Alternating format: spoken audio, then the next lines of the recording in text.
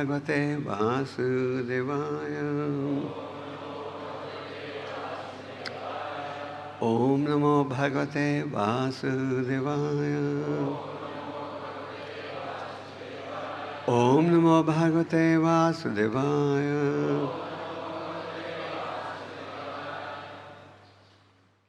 From Srimad Bhagavatam, 4th canto, 7th chapter, text 52. The Lord continued, one who is not in proper knowledge thinks that demigods like Brahma and Śiva are independent, or he even thinks that the living entities are independent. By Divine Grace, A.C. Bhaktivedanta Swami Prabhupada. The living entities, including Brahma, are not independently separated, but are counted within the marginal potency of the Supreme Lord. The Supreme Lord, being the Supersoul in every living entity, including Lord Brahma and Lord Śiva, is directing everyone in the activities of the mature modes of nature. No one can act independently of the sanction of the Lord, and therefore, indirectly, no one is different from the Supreme Person.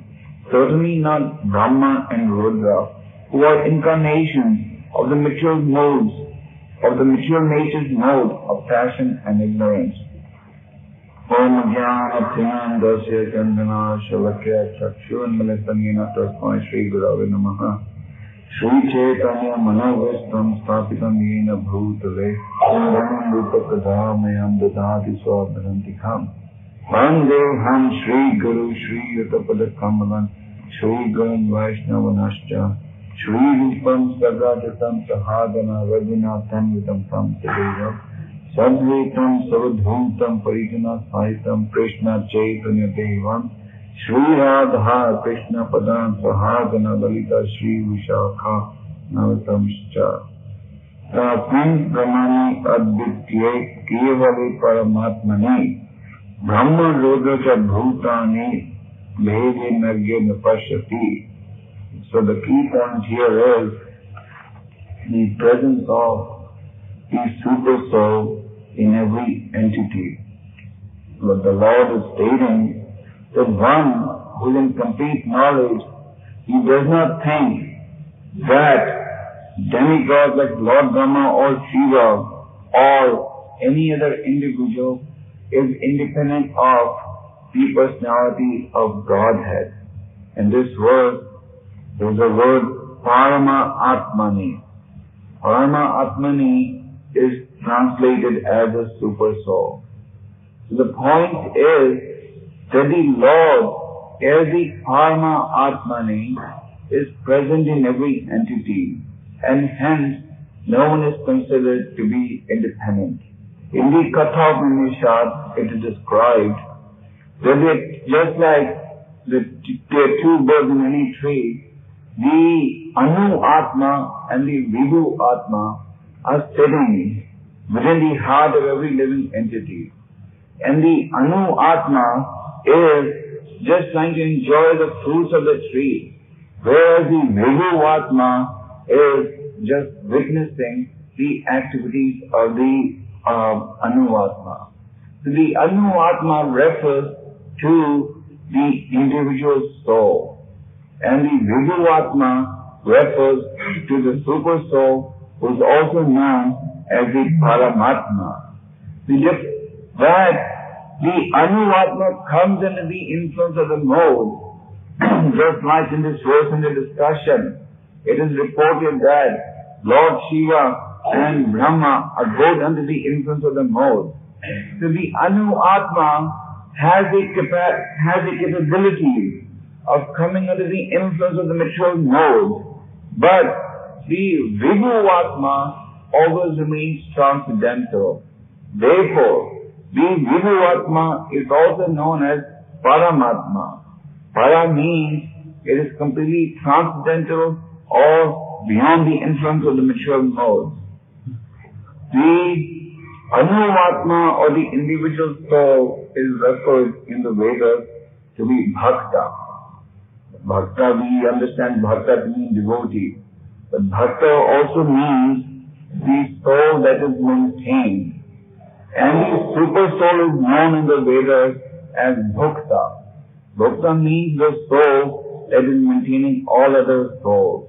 And this is also confirmed where it is stated, Nitya Nityanam Chetanas Chetananam Eko Bhavanam Vidati Kamam, that this singular person, namely the bhakta, is meaning the bhukta, is maintaining all other bhaktas or all other living entities.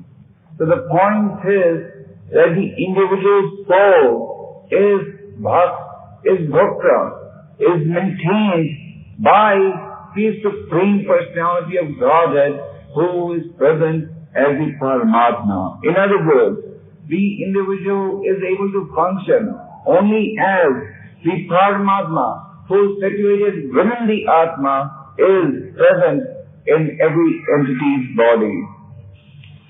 It is explained in the Bhagavad Gita that within every entity there is another entity who is the real Supreme Proprietor and the enjoyer and the well-wisher and the permitter of all actions that one can perform. The point is that the individual soul has many desires, but these desires cannot be satisfied till the Paramatma gives his sanction. As they say in the English language, man proposes and God disposes. That is, without the permission of the Paramatma that is present in every individual, the individual soul cannot accomplish anything. This is also confirmed by Lord Brahma, where he says, Ishvara Parama Kṛṣṇa Satchidananda Vigraha Anadi Govinda Sarva Karana Kranam, that this Ishvara is the cause of all causes. It is said that not a blade of grass moves without God's permission. So the Supreme Personality of Godhead expands himself into every individual, every living entity as the Paramatma. So this Paramatma is the friend of every Atma. Krishna has innumerable energies, but the great sages have divided them into three categories. Antiranga Shakti, Bahiranga Shakti, and Tatastha Shakti. The Antiranga Shakti refers to the Lord's internal energy, that is the spiritual planet. Then the Bahiranga Shakti refers to the external energy, which are these material planets. And the Tatastha Shakti refers to the marginal energy of the Lord. Just like in this verse it is said, the living entities are counted as the marginal potency of the Lord. Why are they marginal? They are marginal because they have the opportunity to elevate themselves or degrade themselves.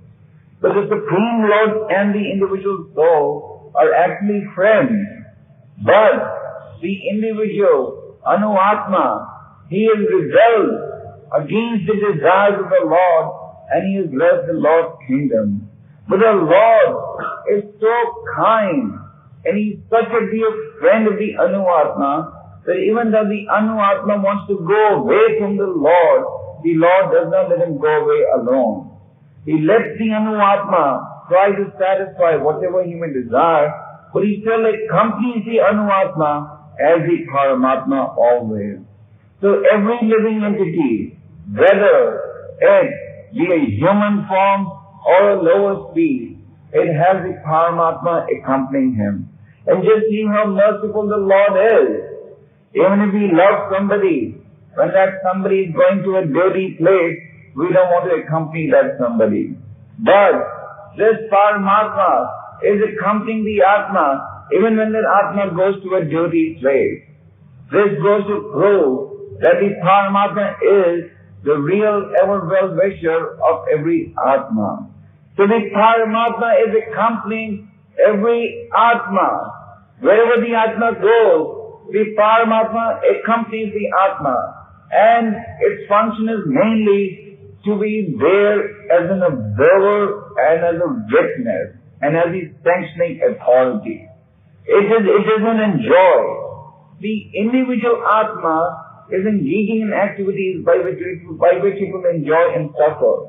But the Paramatma is just sitting next to the Atma as a witnessing bird and as a sanctioning authority. But it does not enjoy or suffer the results of the different modes. So this individual Anuatma is measured in the Śrīla Upanishad as 1/10,000th of the tip of one's hair.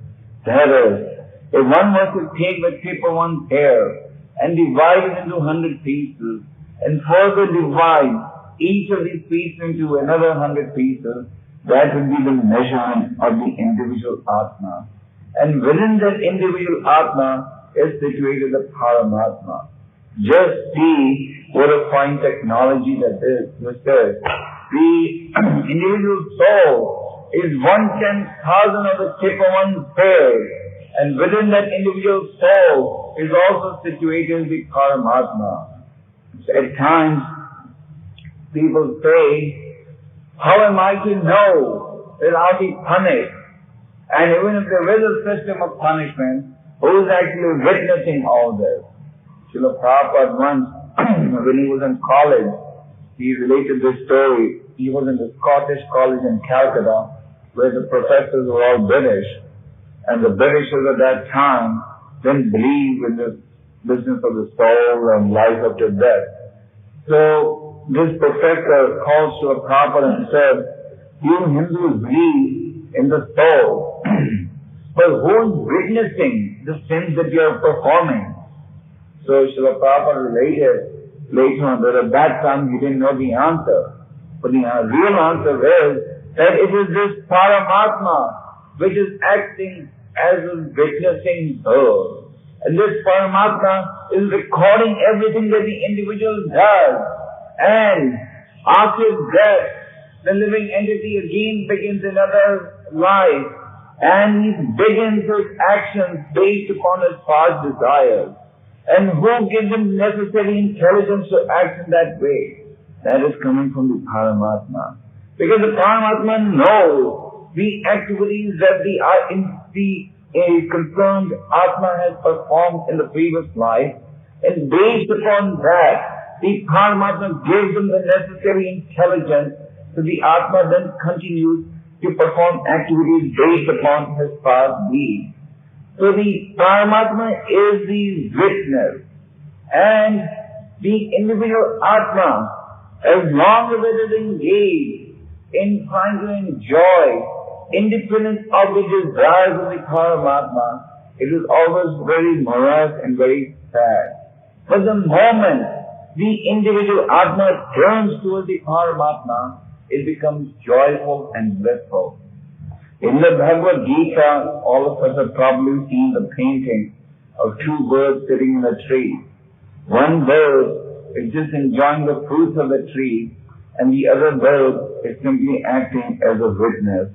So this exactly shows the situation between the Atma and the Paramatma. The Atma is engaged in different activities, hoping that these activities will satisfy it. But the Paramatma is just sitting over there, as a silent spectator to the activities of the Atma. Now the faster the Atma turns towards the Paramatma, the better it is. Because once the Atma turns towards the Paramatma, then the Paramatma takes control over the Atma and then guides the Atma on the path of spiritual life, or based upon the desire, guides him to the appropriate spiritual authority. Ishvara sava bhūtānam hridesha rajanatasthati. The individual may be able to bluff the material authority, but one can never bluff the personality of Godhead, because this Ishvara, who is the Supreme Lord, is situated in every entity.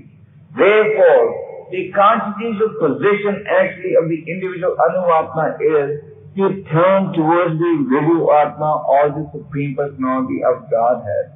The individual Atma actually was residing in Goloka Vrindavan with the Lord. But as he decided to leave the kingdom of God, the Supreme Lord, because he knows the real standard of happiness, he did not say, okay, you get out alone. No. The Supreme Lord comes as the Paramatma, and he's always waiting for the opportunity to guide the Atma back towards him. There are different types of entities. There are the materialists, for example, who say that this material world consists of 24 material elements, and they set the individual soul to be the 25th element and the Supersoul to be the 26th element.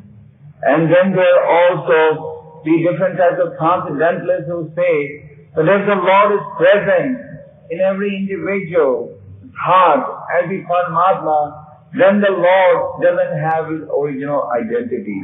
In other words, the identity of the Lord is lost. But the Shastras clearly refute these statements.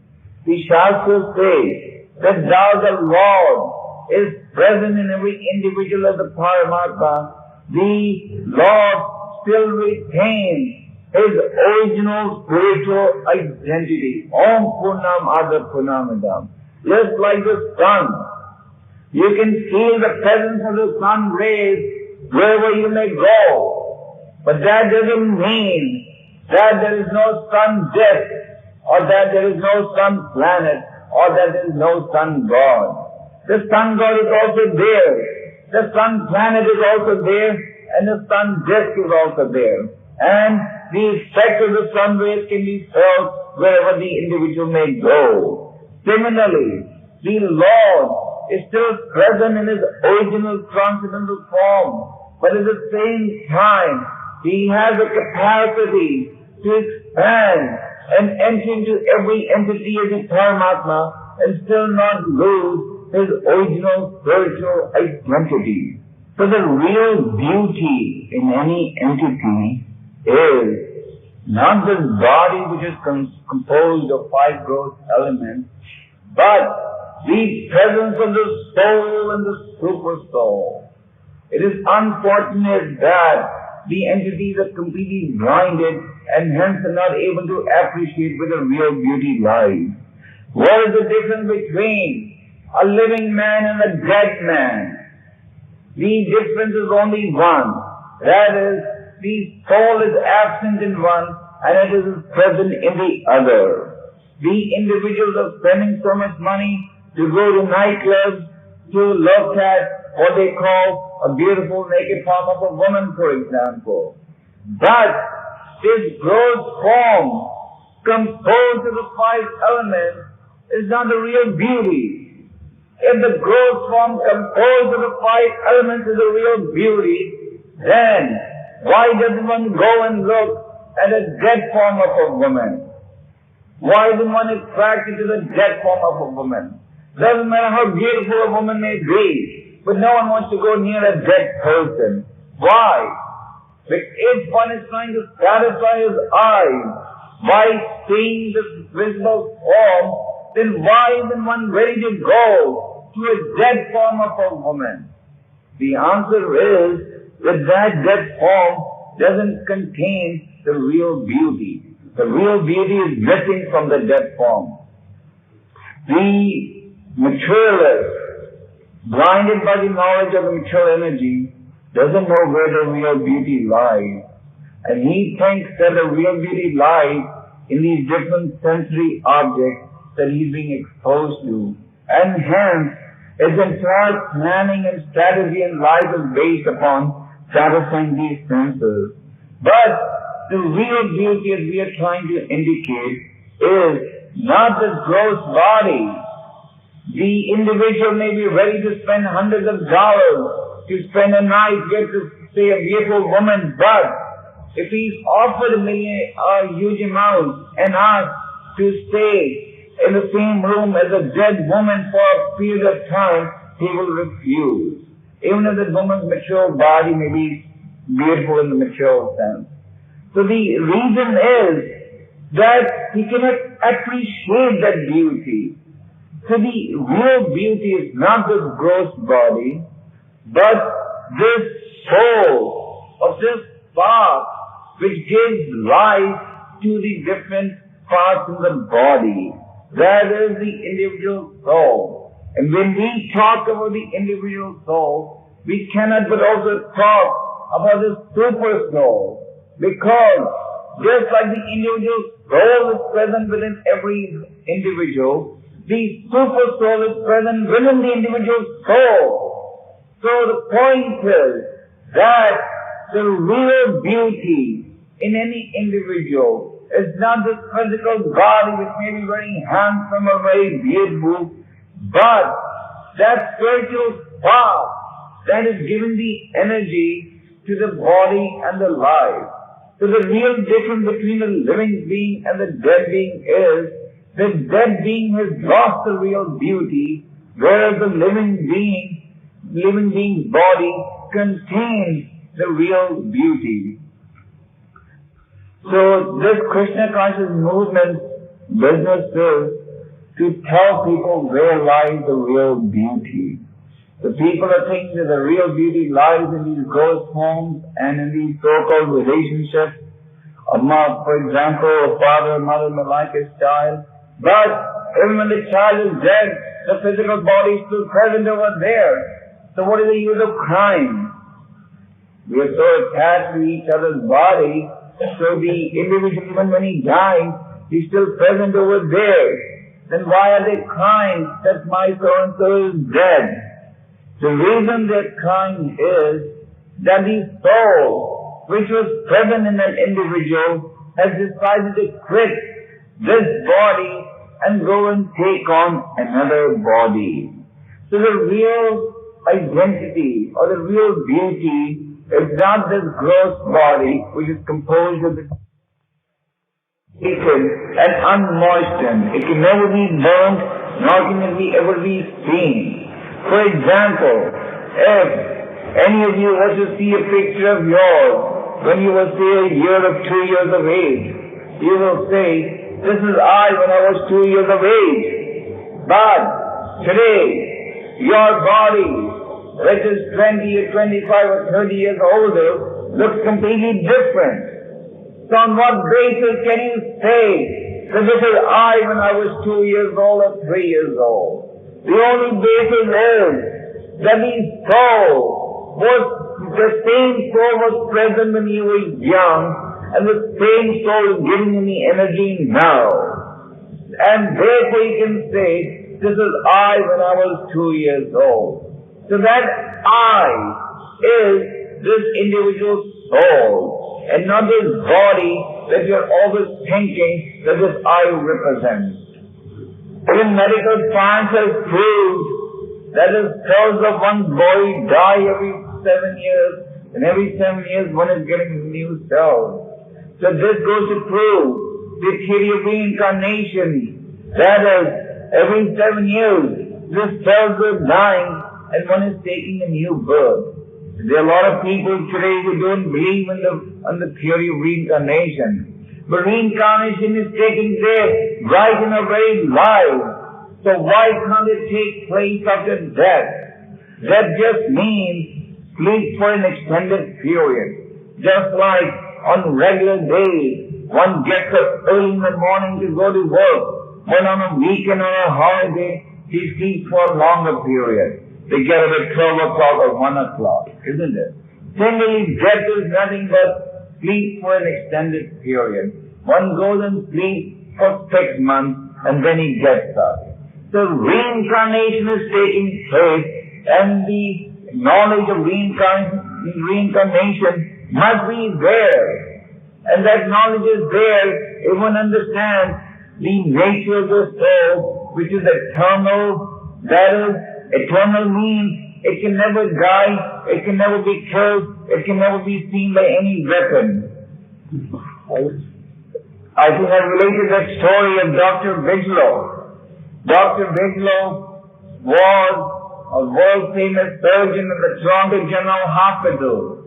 So in 1968, he wrote an article saying that after seeing people die for 32 years, He is convinced that there is a soul. He said the sudden change in the luster of the person's face convinces him that there is a soul. And this article appeared in the Montreal Gazette.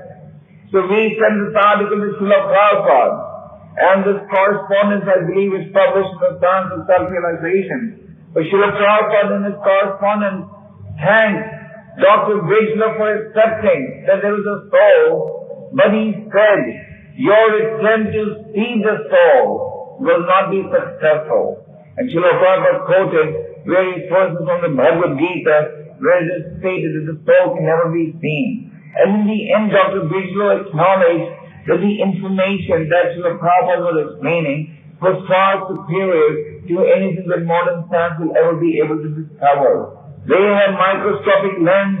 They have lens by which at a distance of 900 miles they can take a photograph. But the soul will never be seen by anyone with one's mature eyes. So this soul is the real identity of the living being. And therefore, because the Lord is present within the soul as the Paramatma, Lord Krishna in this verse in the discussion is saying that Lord Shiva and Lord Brahma, or for that matter, any demigod or any entity, none is independent of the personality of Godhead.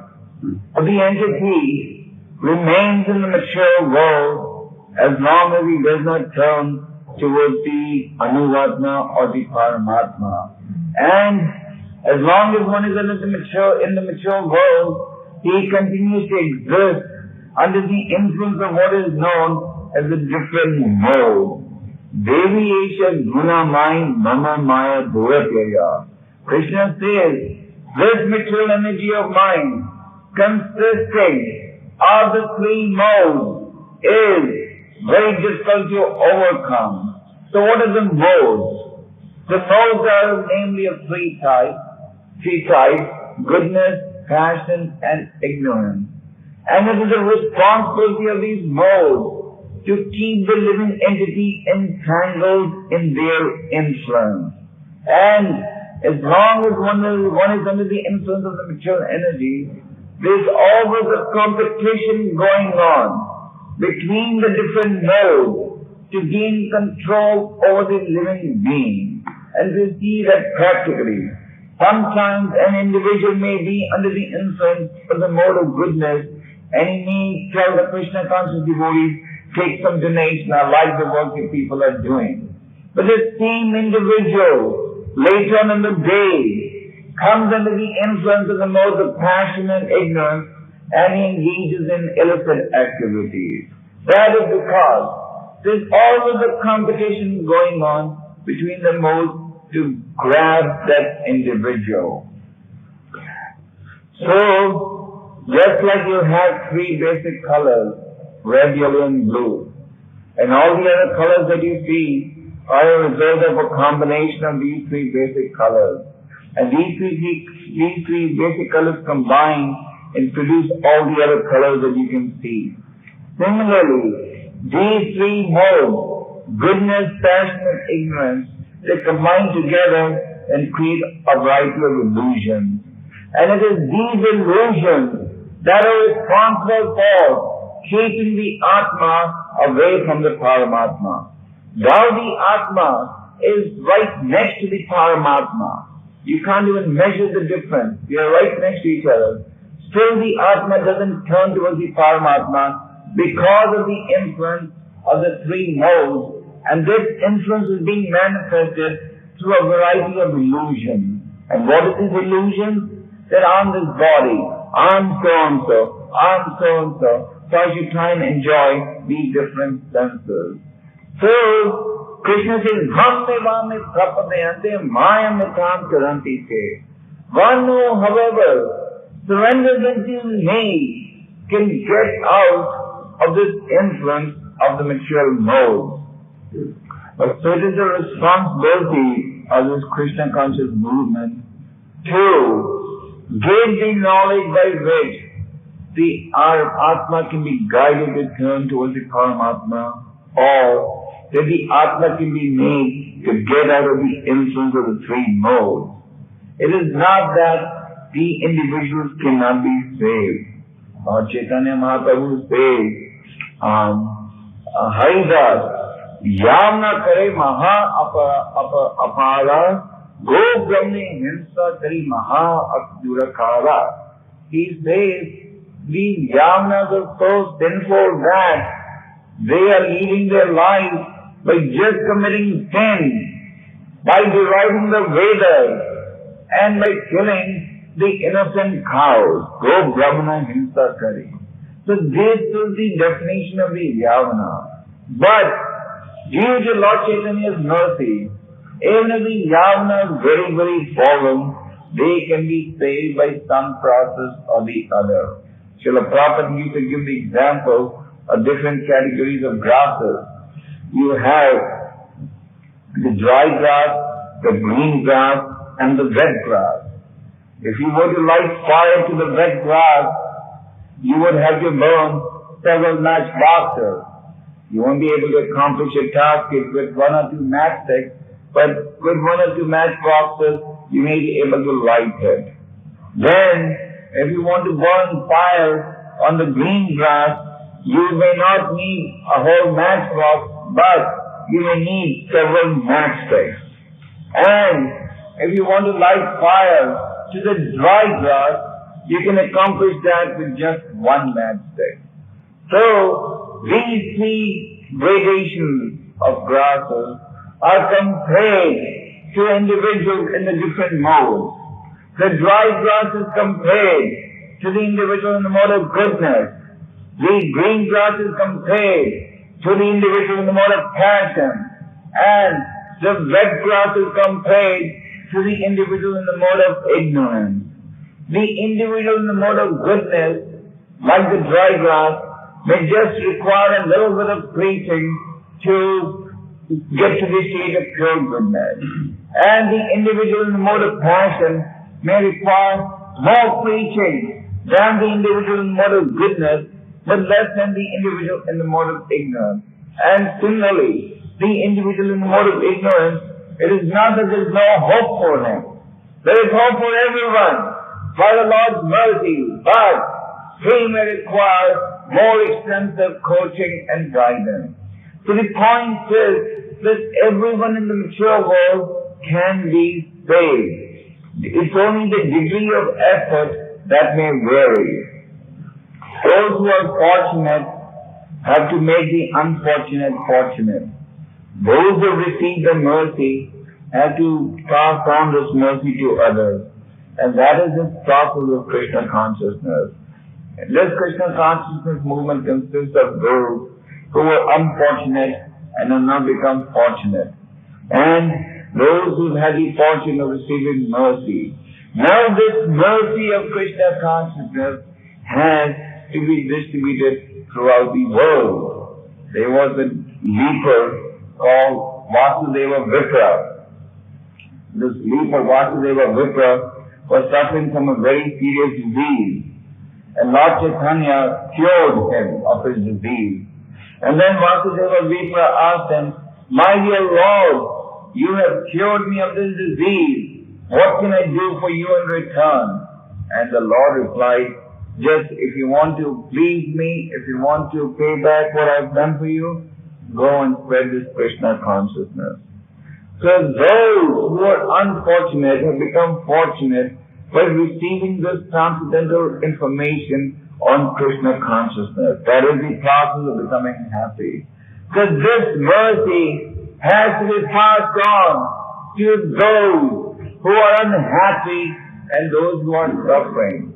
So this is the main purpose of this Krishna conscious movement, to pass on this transcendental knowledge about the personality of Godhead to those who do not know what type of knowledge is really beneficial for them.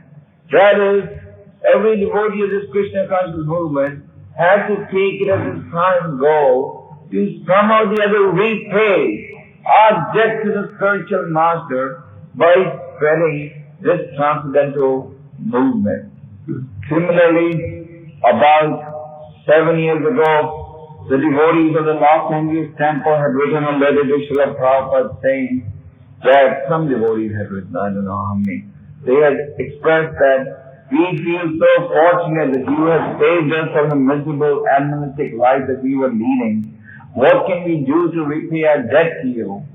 And Śrīla Prabhupada also replied in the same fashion as Lord Chaitanya replied to Vasudeva Vipra, and he said, no one can ever repay that debt to the spiritual master, but you can attempt to repay it by propagating this Krishna consciousness to as many people as you can. So, the goal of engaging in this Krishna conscious activity is the highest. The reward is the highest. And what is the reward? The reward is eternal association with the personality of Godhead. However, in order to be able to realize the reward, there is a price tag to it. Just like if you want to buy a Mercedes, you have to come up with the necessary money. So similarly, to get this highest reward of eternal association with the personality of Godhead, who is the possessor of six opulences to an unlimited degree, there is a price tag. And that price tag is unalloyed service to the Lord all the time, 24 hours. Mature world people have no conception about time. Chanakya Pandit, a great spiritual diplomat, said, time is the most valuable thing. He said, a moment's time lost cannot be purchased for any amount of wealth.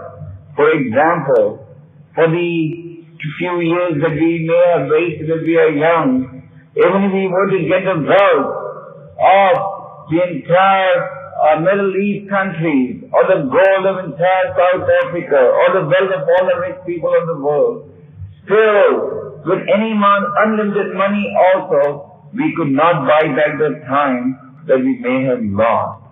So the conclusion is that time is the single most valuable asset of a living being.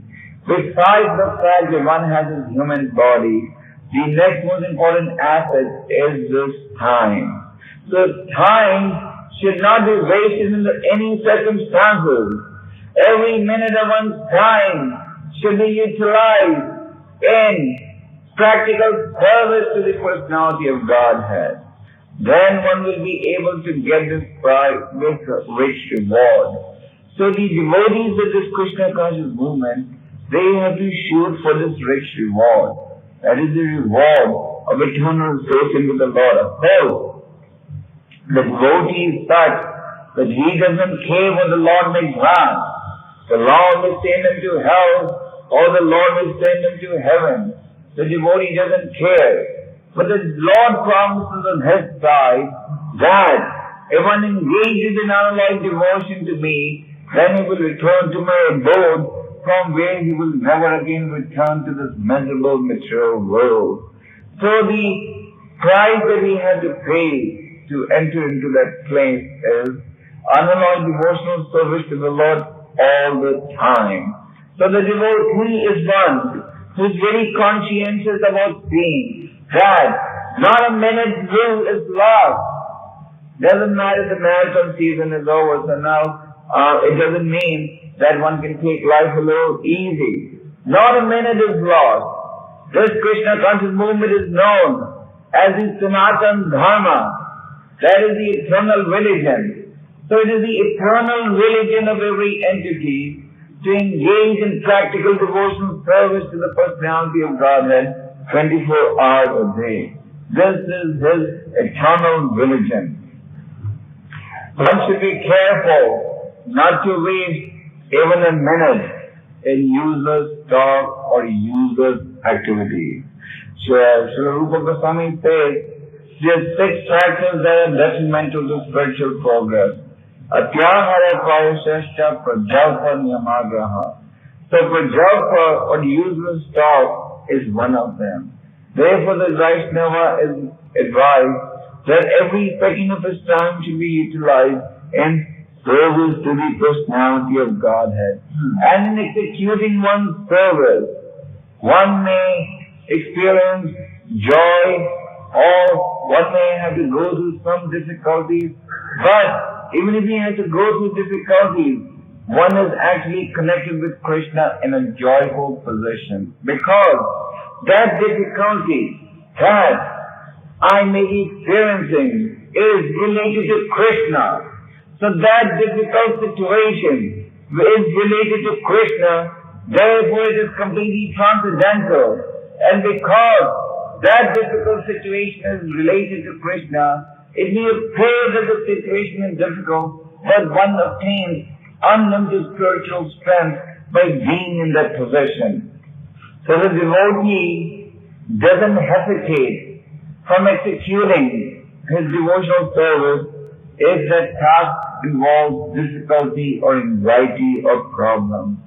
As long as the object of that activity is Krishna, one will obtain transcendental strength from whatever the situation may be, and that transcendental strength will result in transcendental bliss. Therefore we see that the leaders of this Krishna conscious movement, now they have so many difficulties to face, they're always blissful.